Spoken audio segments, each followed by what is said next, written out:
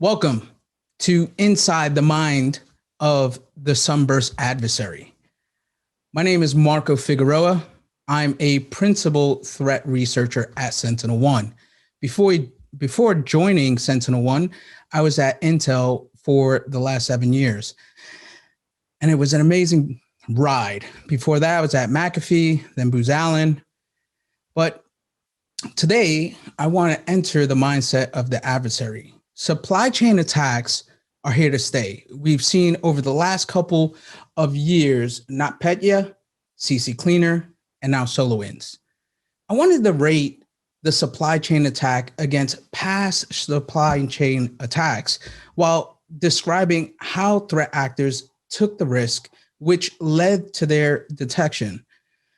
The Sunburst adversaries went after core developers because they knew if they infiltrated their machines, it would help them understand the coding style, help compromise the build process, and make it much easier. And I believe every organization should have that mindset of the adversary, from the blue team to developers. Now, the anatomy of the SolarWinds attack, this is an ongoing saga. We know it was special operations. Every single month, a report has come out on SolarWinds. Stage one was modifying the build process. Stage two was they had a menu of 17,000 victims to pick from, which included 9 government agencies. They asked themselves, what do I want? The first thing they did was steal the keys to the Orion platform. The second was specific targeting of emails, documents. The third was based on targeting the victim's source code as well as software. Now, we're going to go into the Sunburst timeline, the initial access to SolarWinds, right? What SolarWinds provided, because this presentation is premised, is based off of the SolarWinds timeline released in February. SolarWinds provided insight into the threat actors' events that led to the supply chain attack. Looking at this timeline, I immediately thought to myself, how is it possible? In 8 days, the threat actor penetrated the network and knew precisely where to inject test code in the Orion platform. That was very odd to me. Immediately, it stuck out once I looked at that timeline. As a hacker, as I mentioned before, I first began to research when did the penetration, I think, occurred. And I decided, hey, let me put on my red team hat on and let me do the initial reconnaissance, right? But before I go into that, I want to say transparency is key. SolarWinds was likely compromised by SVR, which is Russia's foreign intelligence service. I say likely because the White House in a press briefing said it has high confidence in its assessment of the attribution to the SVR. But what I think is very important is the transparency with this investigation. This isn't CC Cleaner where you had 10 and maybe 15 companies that were targeted. You're talking about 17,000 companies that downloaded that. Yes, the actors had their menu to pick from, but you need hard facts. One of the things that has limited researchers has been sharing of samples and artifacts by investigators on the Sunburst saga. And I understand, these companies have NDAs and stuff like that, but this is bigger than just one company's NDA. You're talking about the biggest hack ever. Raindrop samples weren't initially shared due to legal reasons. They couldn't do it. Sunspot has yet to be released, and Cybot samples have yet to be shared by Microsoft. We'll go into that in a bit. But now we have threat hunters waiting to reverse samples, looking for clues for code similarities in these binaries. These are hard facts that everyone needs. Investigators must share this to prove this isn't high confidence. This needs to be, here are the facts. This is what we know. and we need a point. I was having a conversation on a call with a lot of researchers, and I was having this discussion, and what they said was, oh, the bad guys and actors, they could use these techniques. I'm like, what? Everyone could use Cobalt Strike. It's nothing new. So I decided to put my red team hat on and started doing reconnaissance, right? Your normal Google dorking. What I found in using different tools was 10 email servers, 13 VPN servers, 329 all subdomains, which some of the subdomains was very interesting. I would recommend you look at them because now they have a bug bounty program. I didn't go into spidering any of the hosts and that far, but within a half an hour, I had a clearer picture and an understanding. Vinith Kumar, a security researcher, found a public GitHub repo, which was leaking FTP credentials that belonged to SolarWinds, which could upload any executable and was then available for SolarWinds customers to download.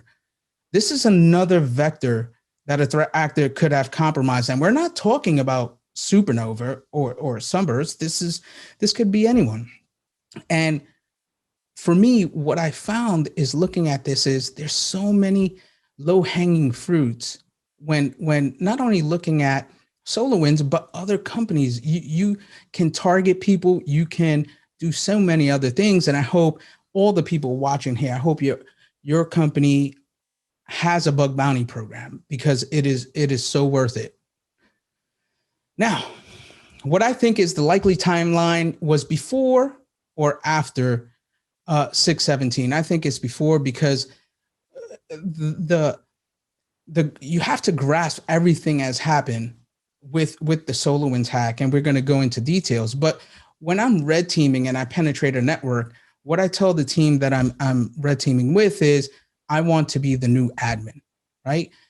But for SolarWinds, once the threat actor had the credentials from the Orion platform, they could move laterally. Also, they would have had full access to the cloud infrastructure, which with credentials, and we know they had the capabilities to compromise 2FA because this is how they were caught by FireEye. So I want to go into the initial code injection. 9/12/19, the trial run began, right? This code modification was a proof of concept. They compromised the build, inject their own code, and then verify that their signed packages are going to appear on the client side as expected. Once these objectives were met and the attackers proved to themselves that they could do it, the supply chain could be compromised. They started getting ready to deploy the real attack payload. They tested the code for nearly 2 months, waiting to see if anyone would detect it. And because no one did, it was time to move to that next phase. Now, this small snippet creates a new thread that runs that back door. The location is perfect for this kind of code to be added, as the original code is already dealing with a long running background task. So the injected code blends in perfectly so no one would really know. So how was the build process compromised? The likely details of the build process compromises in Sunspot, right? Like most persistent malware, Sunspot creates a scheduled task to execute on boot up. It monitors the task for running processes, which then hashes the name of each process and is compared with the corresponding value. It finds the MS build process and spawns a new thread to determine the Orion software is being built, then hijacks the build operation and injects Sunburst. Now, there isn't an ODay used, just an if statement to inject code.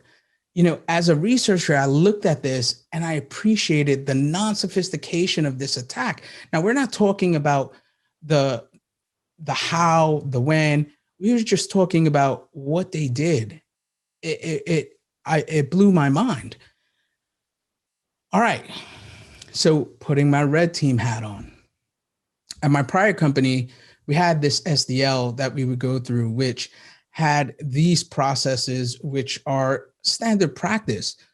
But I'm pretty sure those actors had that as well. Such a large environment to tackle, right? You have to replicate everything. You need the QA as a threat actor. You had to have that environment, like I said, replicated, and having a QA testing it, because patience, I believe, might have been the most important thing because of the length of time. So it's practice, rehearse, because you only have one shot. You can't mess this up. It's one shot, one kill. So let's go into the Sunburst deployment. So the Sunburst deployment was 2/20/20. So let's go into the code analysis of Sunburst. So the Sunburst track processes called by update and update notification is responsible for querying the running processes on the victim's machine to find the process, service, and driver's name of interest. So this routine will get a list of running process objects, then pass the three methods below for identifying the blacklisted process and services. These methods will return back true if the blacklist process or service is found, causing the malware to break out of the loop. And this was interesting because I joined SentinelOne 4 months before the discovery of SolarWinds, and I was proud that none of our customers were affected, right? The reason was that this was due to that one reason that we had built from the beginning, that our endpoint agent had tamper protection. You know, once many companies understood, okay, tamper protection, a lot of vendors followed suit to start doing that to theirs. And our Sentinel Monitor.sys was hard coded in the blacklist. I mean, for me, I went to some of the engineers and I was like, kudos to you. That's, you know, that's a chip on our shoulder to have an actor say, if that's on their system, we're not going to attack them. You know, that was big. That's something that, you know, internally we were proud of, because we didn't have to run and tell customers how to fix something and what we needed to do to correct the problem. So we go a little deeper. So the search services method, which leverages the same hashing technique to identify services of interest to disable. This allows the attacker to disable certain services they needed to run this attack on. And they had that list as well. I won't go into the companies they had, but that was on the list. So let's go. I'm going to break down Sunburst, and I'm going to explain it like very simple, right? How did the supply chain attack update work? Well, once you install the Orion update, the injected code stayed dormant for 12 to 14 days. Everybody knows that now, right? But they check the dev tools. It then checks the security services and disables it via registry. And then you proceed, communicate to C2, and then start the malicious activity. So putting on that red team hat, knowing thy enemy. The threat actor knew how to defeat the endpoint security products. And as a red teamer, you start being aware when you're in different environments, how to defeat the system. And this is where having a red team pays a lot of dividends, because you can allow them to work with the blue team and help them assist how to fix these things. So they understood which victims they were targeting. What is the shocking thing, and I said it before, there were no O-days reported on this. And again, there's reports continually coming out.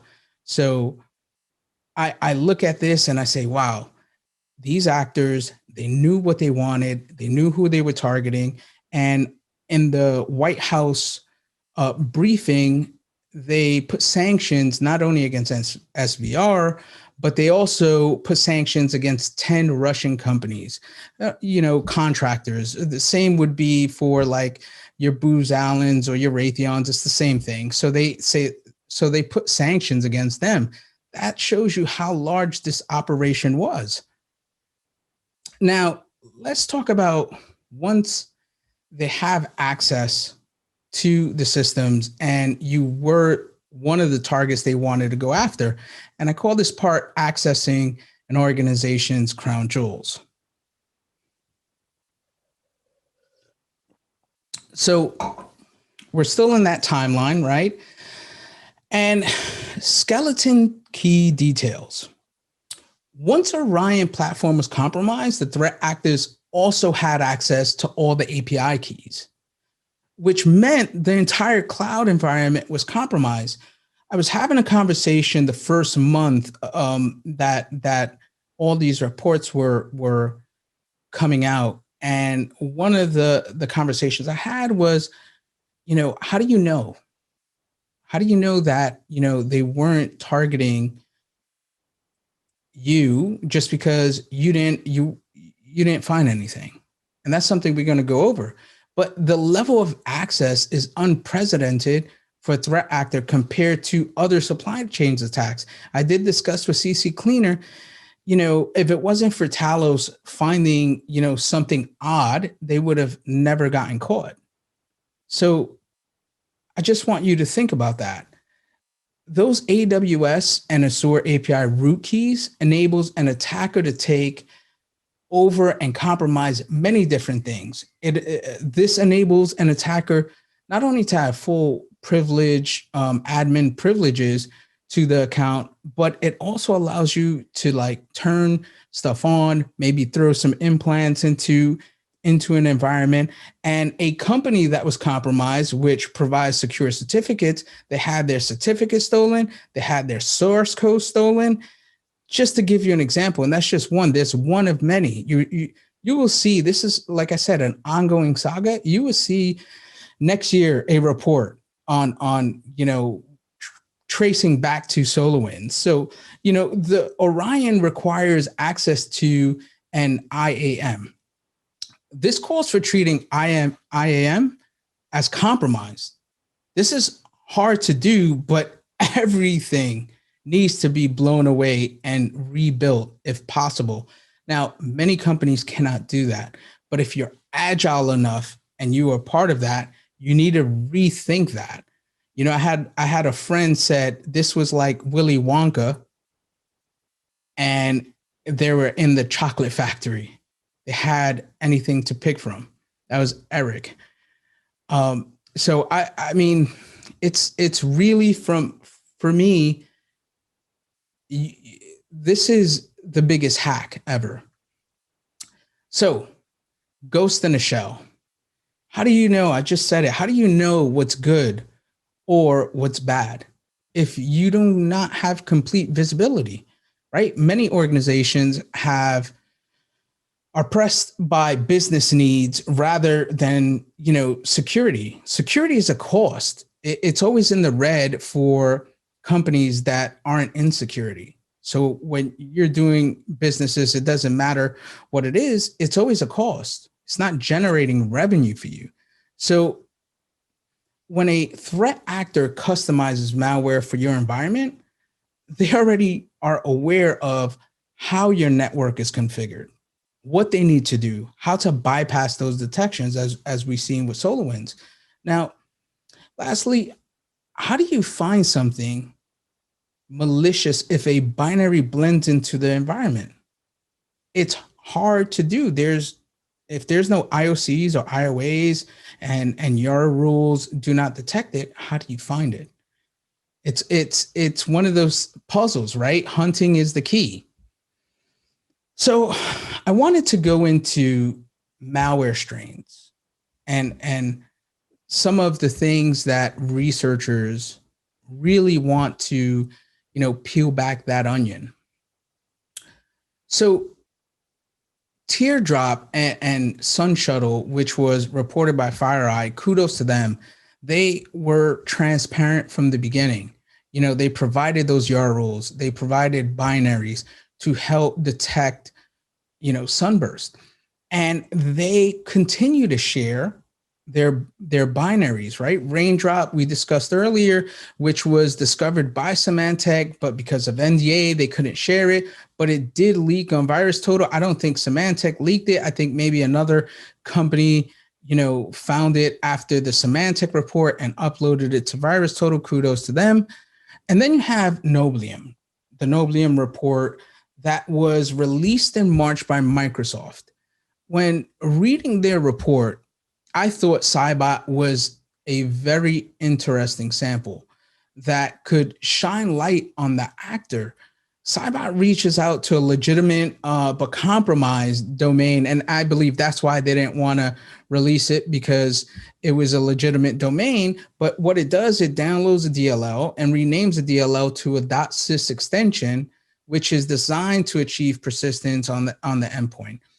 But again, I get about not sharing and having an NDA in place, and you don't want to show that these domains were compromised, but we know that 17,000 companies were compromised.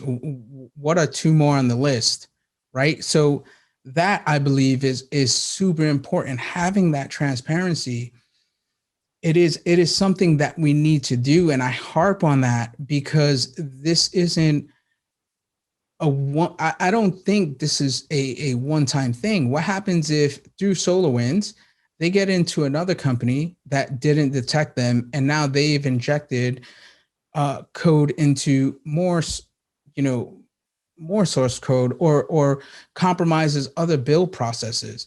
I think this is something that needs to happen and needs to be shared for everyone. So here are some of the key takeaways, right? And what I said was, these actors, these threat actors, was playing with the house's money. And, going after FireEye is the only reason why they were caught. When they were going after them, they had to say to themselves, they're a security company, they're probably going to go ahead and detect us. And I really think that it wasn't SVR going after them. I think it was one of the 10 companies that was sanctioned that went after them, because if you have such a successful campaign, you want it to continue to go on, right? You want that to always be there.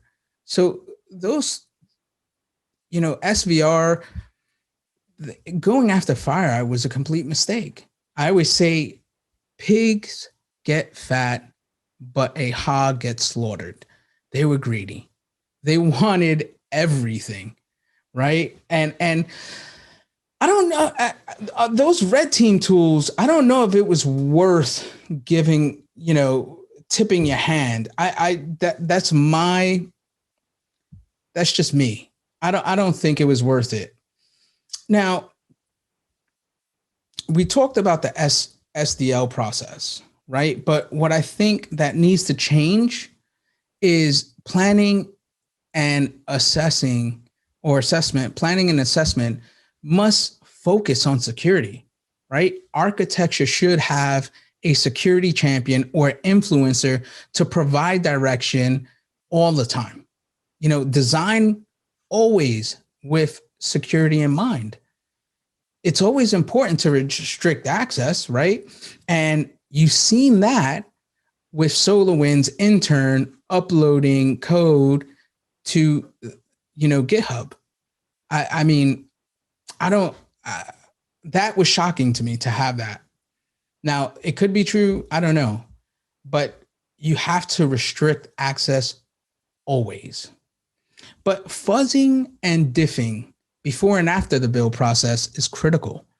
I believe if this was in place, this attack would have been prevented, because after the build process, if you analyze and you review the source code. And even if you do a quick bin diff, you would have known that code changed. And a lot of times I've been in environments where you have red teams that go through, that look for bugs, and they're rated on how many bugs they can find a year. Like, that is awesome. It's I believe every company needs to train their red teams. There's places where I used to work where you have small pockets of red team for each organization. When it's very big, you need that, right? One red team for an organization over, 15, 20,000 employees pushing code. How can they touch everything, right? And this is why I said before, bug bounty is very important. It's super important, because you're going to have that army, just like the army of reversers. You're going to have that army for bug bounty. And one of the things I say, just to touch on bug bounty, when a bug is submitted and it's critical, you need to pay what the market is paying. And this will level out where a lot of the bugs would be submitted directly to the vendor if they were paying that amount. A lot of times people, sell it to or hold it to Pwn2Own, right? Because they're paying out a lot of money. And that's important. That's a conversation that, Katie and other people have, but that's just my opinion. And what I wanted to say is the victims that were compromised, DTA, don't trust anything. If you downloaded that update and let's say they didn't pick you guys, or you don't have that mindset, try to carpet bomb everything. Do not trust anything created after the Sunburst install. And, like I mentioned before, I had a friend that was a head of security at a company that was affected, stated, we don't have it. We didn't see anything. And I'm like, yeah, a lot of companies didn't see anything. And now you're starting to see that other companies are reaching out to the company that was affected and stated, hey, we've seen this. And that was the example that I gave earlier about the one company that had their certificates compromised.